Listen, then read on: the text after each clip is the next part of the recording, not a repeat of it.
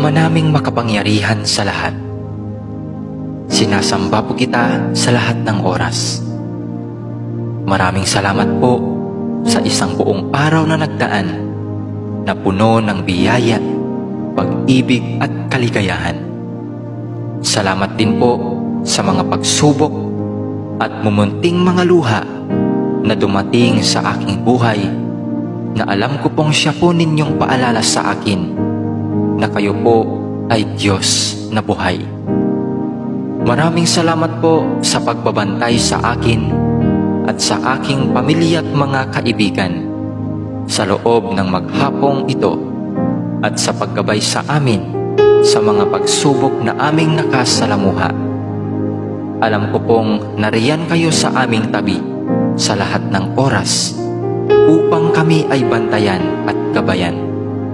Nagpapasalamat din po ako sa mga aral na aking natutunan sa inyo sa buong maghapong nakalipas. Ang lahat po ng ito ay aariin kong kayamanan at pipiliting isabuhay hanggang ako po'y may hininga.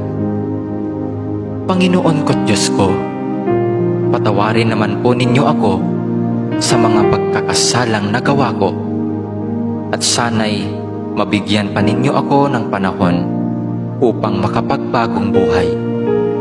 Ako po'y nagsisisi sa aking mga pagsalangsang sa inyong mga utos.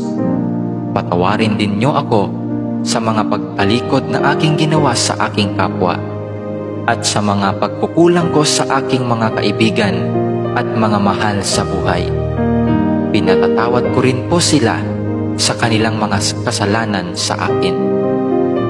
Batbat po ng dumi at kasamaan ang aking puso at isipan.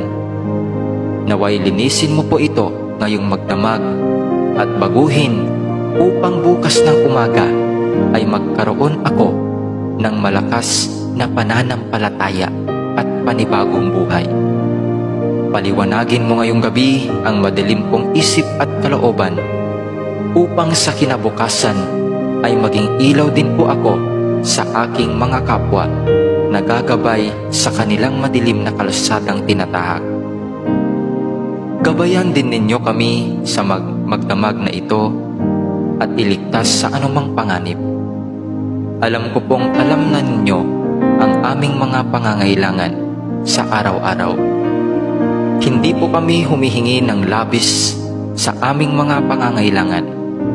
Ibigay mo po sa amin sa paraang sapat po upang kami ay mabuhay. Amen.